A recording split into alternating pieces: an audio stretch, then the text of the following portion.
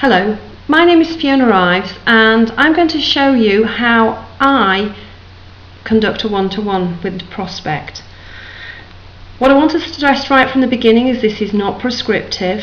It's something that I've learnt to do over the last 3.5 years, and over time it's changed, and that will be the same with you. But hopefully what you'll get is a few ideas that might help you get started with it.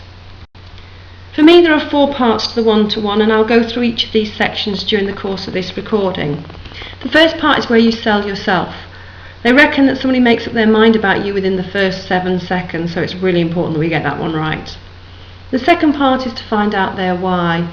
If you don't find that out at this stage, you will find it very, very difficult to take the one-to-one any further from my experience.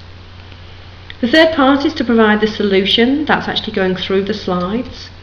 And the final part to get really good at is the close. I personally have always loved doing one-to-ones, whether they be with warm market or cold market, because it gives me an opportunity to get to know somebody. And that brings back to the first part where you sell yourself. You know, I very rarely do a one-to-one at home. I try and choose somewhere neutral for various reasons. We have dogs and cats and kids and phones at home, and they might have the same sort of interruptions, and I want the one-to-one to be special. I want it to be just the two of us, where we can just pay attention and learn and listen from one another. I always arrive early so that I can choose where I want to sit, so I can arrange the chairs in the way that I want, and I'll be facing the person that I'm speaking to. And then when the person arrives, I always buy them a drink, tea, coffee, whatever. I'll ask them a few questions about themselves. I'll thank them for giving up the time to meet, and I'll say, you know, hopefully you'll find some information that might be of interest to you. This leads on to the why then. This is a slide the company provide for us, and it's a very good slide, but personally, right at the beginning, I find this very hard to actually extract the information that I want from them just from this slide. And that's where I found Alan Pease has come in absolutely brilliantly. His book, Questions Are the Answers, has also been recorded, and I personally learned from the CD. I love to hear his voice, and I've listened to it, probably 20 or 30 times. When I first started listening in the car, I remember trying to practice the actions that he suggested in it, and having a smile on my face as I did it. And what he says is that we need to bottom the why from the person that we're speaking to. We really need to hone in and get good at listening. And so he asks them, what's your number one priority? And these slides that you can see, the green slides on the screen there, they're ones I've made, and I hand them out to team members. We use them at training to get really, really good before we actually go and practice on any live people. So on the left hand side of the screen you can see the priorities: extra income, financial freedom, retirement, helping others, etc. And the idea is that you ask your prospect what their number one priority is at the moment, and give them a moment just to get scanned down. Sometimes they'll choose 2. That's fine, that's not a problem, but try and say, well, get a feel for which one you think is the main priority, and assure them we'll come back to the other one a little bit later. Now, I can't say that it's always extra income, even though that's at the top. You know, it's surprised me that over the times I've been doing it, people will say personal development. I don't know why it should surprise me, but it has. People will also say owning their own business, helping others. It doesn't really matter. It's what's important to the person who you are speaking to. Once they've chosen the number one priority, you then go to question number 2 on the right of the screen, where you say, why that one? So if I give you an example, if my prospect who's sitting opposite me chooses extra income, I'll then say, why that one? And the response might be, because I don't have enough money at the end of the month. At that point then, it's really, really important you do not go on to question number 3. You need to absolutely hone in and get your prospect opening up about that extra income. So I would say, what's your number one priority? My number one priority is extra income. Why that one? because I don't have enough money at the end of the month. Money for, and pause. You've used a word they've used and you've given an expanding word, money for, and see what they say. It could be that they want money for petrol in their car. It could be that they want money to pay the bills. It could be that they want money for hair extensions. I've had all sorts of comments come out at that point there that it never ceases to amaze me. But what you're getting when you stop and you listen and allow your person the time to speak is you'll get what's really, really important to them. And I will carry that on. I will get them expanding. So if they say travel meaning, I want to know where they want to go. And all the time I would let that section last for a good 5 to 10 minutes, whereby the prospect, the one-to-one person, is doing the majority of the speaking. Now that is a skill I have learnt to do. I couldn't do it the first time. In fact, I actually remember listening to the CD lots and lots, and then the first time I actually got it right with the one-to-one, I thought, wow, that's what he meant. So, really learn to listen to the person, use the words that they've used back at them with expanding words like meaning, or for example, can you give me an example? Something like that. Only when you've got a really big picture of what's important to your prospect do I go on to, is that important to you? Why? What are the consequences of not having it? Does that worry you? And then those 3 questions are much quicker than question number 2. Question number 2 is the meat of this one. At the end I'll say, well, I'm about to show you, if it's okay with you, a short presentation that may or may not be a solution to your problem. Is it okay for me to go through the presentation now with you? And I always ask them before I go on to the next stage. I ask their permission. And as I'm asking, is it alright? I'll just move my head, a gentle nod, and straight away they're nodding their head. Yes, that's absolutely fine, Fiona. Let's carry on. So then I'll go to this bit. I'll say to the prospect, before I do carry on though, I'd like you to do me a favour. I'd like you to wear 2 hats. I say, this might be for you, in which case that's fantastic. However, it might not be for you, and that's totally alright. What I'd like you to do though is, as I'm going through it, if it's not for you, think about people who it might be for, who we might offer this opportunity to. And then I give them some examples of the type of people who I'd like to offer this business to. And the slide I use here is one that came from a one-to-one that was around when I first started in the business. You don't actually need the slides, you can just use the words from it. So let me say what I do. I say, I'd like you to wear 2 hats. This might be for you, in which case that's fantastic, but it might not be for you, and that's absolutely fine as well. But as I'm going through it, I'd like you to think to yourself, is there anyone you know who we can offer this business to, this opportunity to? The sorts of people who I'd like to offer this business to are people who perhaps don't have a pension. Do you know anyone who doesn't have a pension?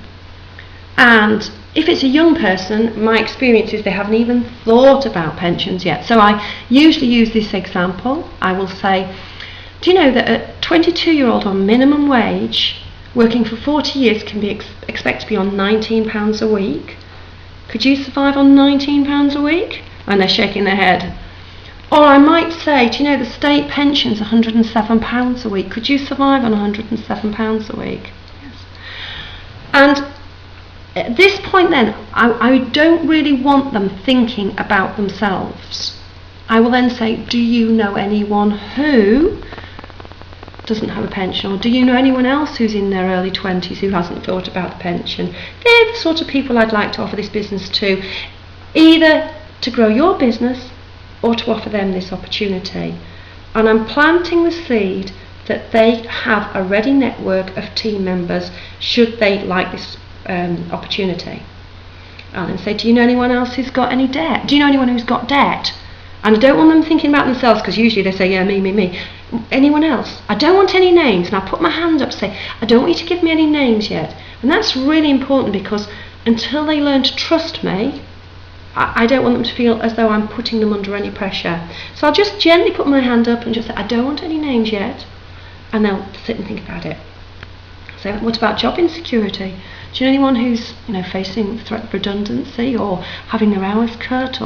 And if they say, no, I can't think of anyone, that's fine, that's not a problem, let's move on. Do you know anyone who's working longer and longer hours, usually for less pay, I'll say. And they'll nod their head then, Again, I might reassure them at that point, don't want any names yet, this is just, fact finding. What about stress? Do you know anyone who's at stress? And they would say, yes, me, yeah. And if they say no, so do you know any teachers? As an ex-teacher myself, I know that most teachers are stressed. So with that slide there, I'm very much just planting the idea here that they know people who this opportunity can be offered to. At that point then I say, right, well, let's go through the presentation. Is that all right with you? And they'll nod their head. What I use is the group dynamics one-to-one. But if you're using the company one, that's absolutely fine as well. The group dynamics one starts off with a picture of a lovely young woman there who's called Sarah Topham. I like the fact that she's young. I'm 50, so it's nice for me to have an opposite. If you're younger and presenting to an older person, it might be better to use the company one that's got the lovely John Curtis on it. And a top tip as well is find out about a couple of people in the slides. This lovely lady, Sarah, was a lawyer, solicitor, in practicing agricultural law, and she gave up her law business to work this business full time. I think that's quite an impressive story. So I'll always just gently introduce them to Sarah. And then this is the slide that that the company give you about their why. Now that you've done all that work in the middle, it says if time and money were no object, you can then, if they've said, they want, time to travel, whatever, you could perhaps say, well, I know now from what you've said that you're very interested in travel. Or I know now that you're interested in improving your lifestyle, you'd like that new car or you'd like the money. So you're just reinforcing their words with that slide. As I'm going through the one-to-one, I never have the one-to-one facing me, it's always facing the prospect. I personally use paper copy in a nice folder, but that's just a personal preference. There's nothing wrong with using an iPad. My iPad just isn't very good yet. So it's totally and utterly up to you, but I strongly recommend that you get good enough to do it so that it's not facing you, that it's turned away from you, and that your prospect is facing you, so that you can engage in eye contact with them, that you're not reading verbatim off the sheet of paper. Pick a couple of points from each slide that you feel comfortable talking about. Don't read every single word. So this is the gentleman on the screen, Rex Morley, started this company 36 years ago. And do you know it's now in 158 countries? Do you know anyone else who lives anywhere else in the world? We'll have a little discussion there about, maybe who they know, where they know, and just planting the idea they can actually build an international business. Here in the UK, the company's been going for 21 years and the turnover's in excess of 50 million. Sounds like a lot of money, but we're just scratching the surface. I love this slide because it's a visual representation of the growth that we've had in that 36 years. It's had continuous growth.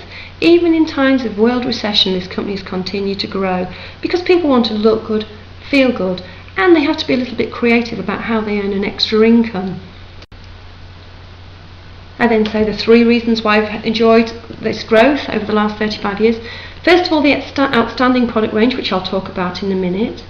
Secondly, rapidly growing global marketplace. Now, I will already have known if they know anyone else anywhere else in the world, and here I'll ask if they're on Facebook, how many friends they've got, and just get a feel for what they know about social media. And the proven and exceptional business model, I say this has been going 36 years, there's no need to change anything, it's all been set out successfully for you. Oops, gone a bit. So the benefits of aloe vera, all right?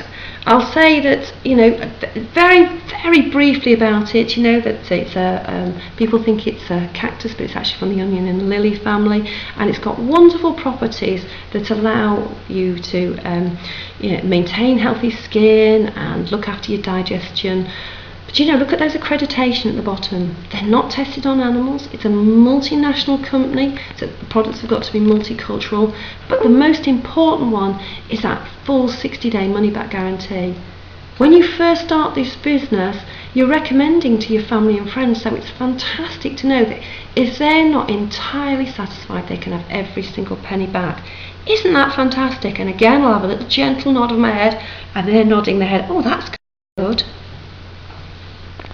So why are aloe vera? Because it's herbicide and pesticide free. It's harvested by hand. But the most amazing thing is that, unique to this company, we've got a stabilisation process that allows it to be stabilised cold. I'll say aloe's a little bit like a banana. It oxidises in the air, and we're the only company in the world that can stabilise it cold. I mentioned the advisory board at this point here. And then I go on to the superior products. I'll say that half of the $2.6 billion turnover comes from the drinking gels. And I'll explain very, very briefly why people might want to drink them, that it's a natural cleanser, that it's a tonic, a vitamin tonic. And I'll say, do you know anyone who's tired and run down? And they nod their head, and I say, that's the sort of person who likes to drink this drink. And then I mention the other ranges, and I ask them to scan down and choose one that might be of interest to them. And I give them a moment to look at them, and they'll say, oh, I didn't know you did a weight management program, and you can have a little conversation about that. Or they might say, sports, I'm interested in sport. Well, why sports? And they'll tell you about the gyms they go to, the clubs they belong to, whatever. It's really important that you stop at this point there to give them more time to talk to you about other things that are going on in their life, because you can then use the information to help grow their business at the end.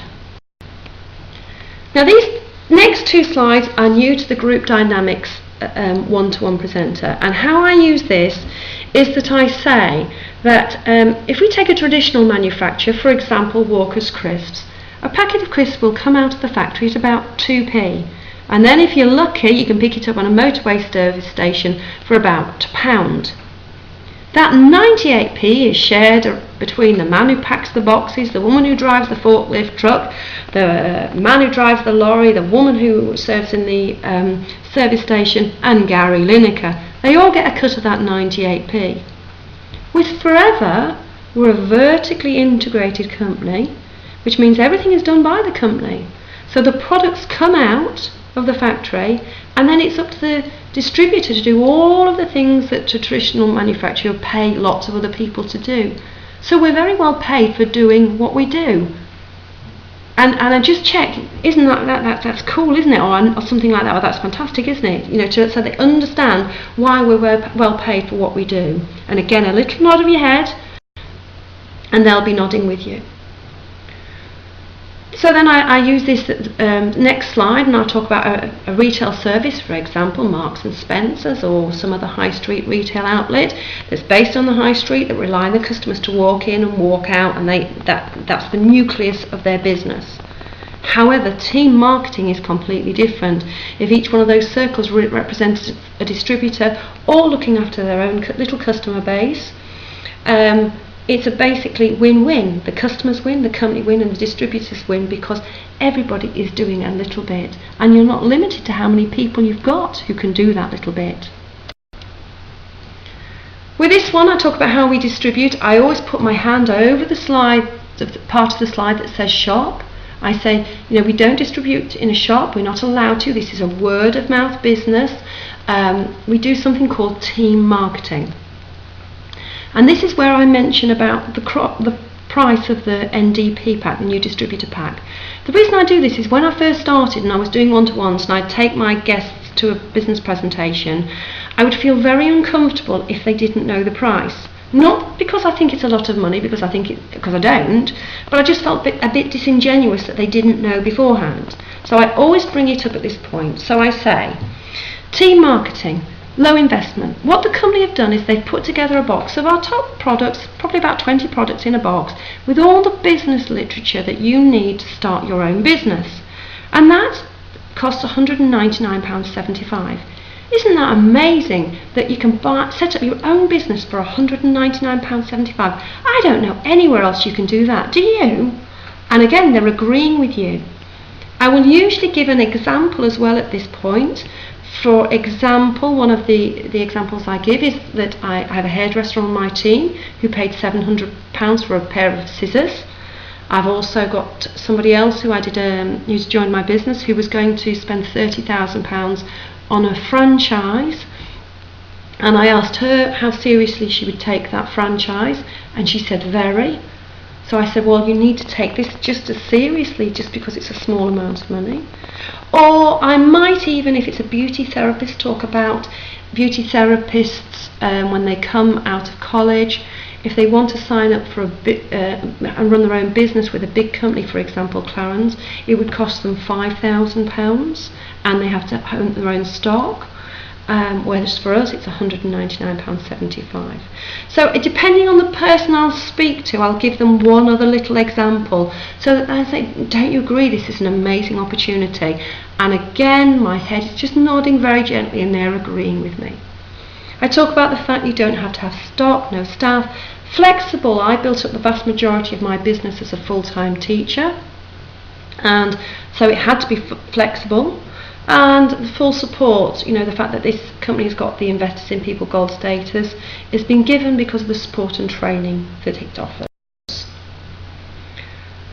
I talk about the benefits of team marketing by saying that the reason you're here now is because you trust me, and this is particularly appropriate if you're talking to a warm market person, and that's how this whole business works. It's based on trust, and initially you will be recommending to the people you know, and they will try the business because they trust you. Talk about international markets again and the fact that it's home-based. But everything else on that screen there I leave alone. I'll say there's some wonderful incentives which I'll tell you about in a moment, and I click on. So team marketing, we develop 20 to 30 regular customers, and I'll show and coach you how to do that. I'll give them assurance.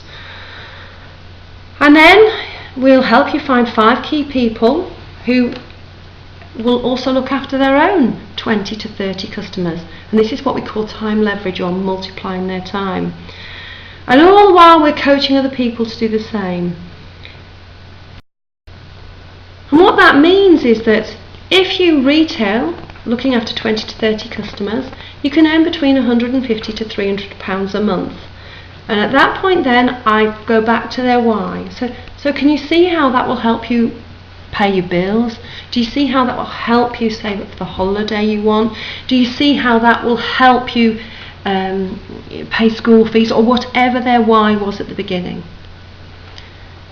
However, if you are interested in building your own team and show and coach them how to look after their own 20 to 30 customers, you can earn anywhere between £500 to £2,000 a month. Would that help you? And again, I go back to a bigger why that they've had, right? I don't read the two who find two. I don't read the percentages out. I'm just pointing to the money in the big letters there, the big fonts there. I give them one piece of jargon, and I say, once you get to the position, I'll give you one piece of jargon here, and that's manager. Once you get the position of manager, if you want to, you can help other people get to that position. And you're not capped as to how many people you can help.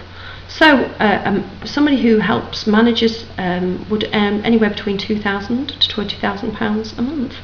Now that's me on that screen and the lovely house, and at that point there I talk about my story. And I think it's important to mention here, if you haven't achieved anything on the marketing plan just yet, don't lie about it, don't fake it, use somebody else's story.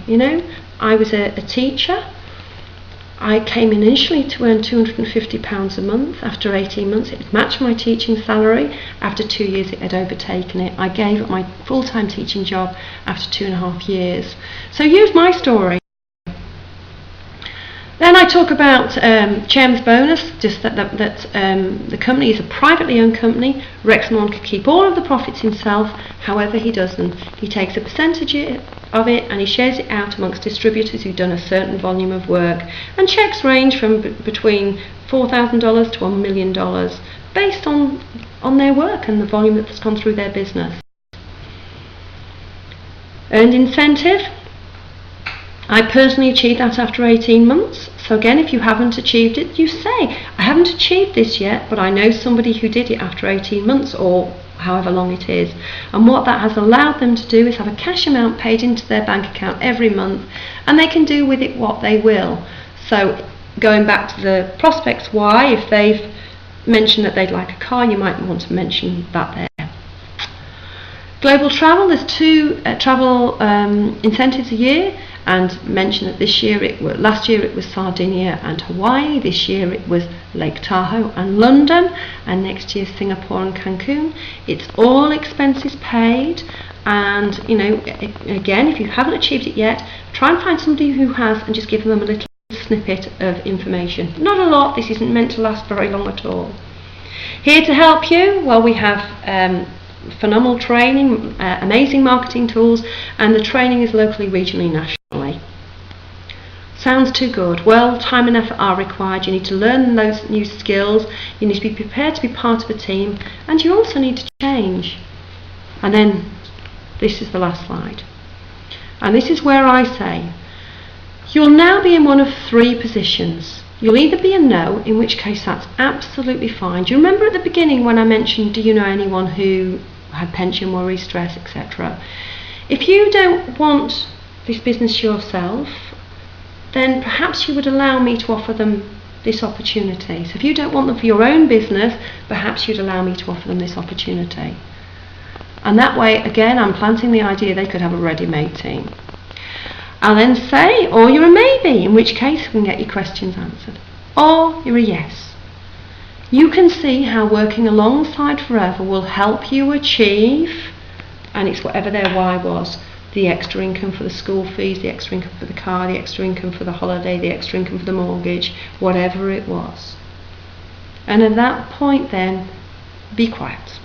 Wait for them to speak. So let me just say it again. Do you see how working alongside Forever can help you achieve the extra income that you need to pay off your mortgage? And when they say yes, you say, right, well, let's get the paperwork out the way. I can have your box to you within the next 48 hours, after which we need to put a planning session in place so that we can recoup your initial investment as quickly as we possibly can. And get the paperwork out the way. I have an app on my phone, I do it on my phone. Now, if they do say no, then that is really, really fine. I profile everyone who said who I do a one-to-one with. Ask them if it's okay to get back to them in 6 months or 3 months, choose a time. Right? Ask them if they do know anyone who might be interested in the business. So make sure you close the no. It's not a problem if they know. If they say no, don't then start hounding them. Leave the no's alone. Preserve that relationship. If they're a maybe, then before you even start the one-to-one, make sure you know when and where a business presentation is that you can take them to, either an online one or one close to them. I do hope that's been of help to you. Good luck with all of your one-to-ones, and just go and get them booked. Thank you.